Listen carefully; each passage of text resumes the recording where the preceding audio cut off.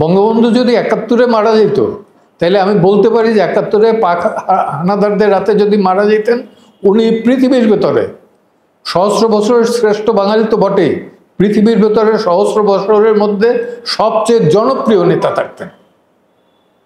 কিন্তু দুর্ভাগ্য এই যে উনি আমাদের এই তখন ছিল ৭.৫ কোটি মানুষ, ৭.৫ কোটি মানুষের আশা আকাঙ্ক্ষা এবং হাত তুলে আল্লাহর কাছে যে মোনাজাত করছে, আল্লাহ বঙ্গবন্ধুরে ফেরত দাও, বঙ্গবন্ধুরে ফেরত দাও, জীবিত অবস্থা যেন দেখি। সেটা তো আল্লাহ তাআলা মোনাজাত কবুল করছেন, যে কারণে উনি ফিরে আসছেন। ফিরে আসার কথা না তো।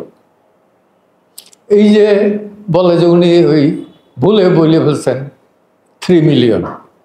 আরে বাবা, আমি প্রাবদা হইল রাশিয়ার রাষ্ট্রীয় পত্রিকা, সেইটায় উনি বোধহয় নভেম্বরের দিকে লেখা আছে, আমার কাছে আছে এখনো, ওই মাঝে মধ্যে পোস্ট দিই, সেইটা লেখা আছে 3 মিলিয়ন পিপল অলরেডি কিল্ড। উনি জানবেন কোত্থেকে? প্রাবদা তখন পাকিস্তানে ব্যান্ড, আসেও না রাশিয়ান ইসে।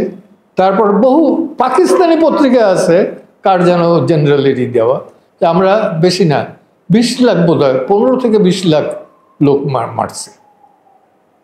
এখন বলে যে না, এত আতেল বের হয়েছেন, এত দেশপ্রেমিক বের হয়েছেন, এদের সাথে তো তর্কে যেতে চাই না। আমি এই কারণে কিন্তু বিভিন্ন টকশোতে যেটা বলি, না আমার আদার সাইডে কে আছে এই যাই না, আমি বলি যে দেখো, মূর্খের সাথে আর গর্দবের সাথে আমি তর্কে যেতে রাজি না। আমার থেকে জ্ঞানী যদি হয়, আমি তার কাছে গালি খেতেও রাজি আছি।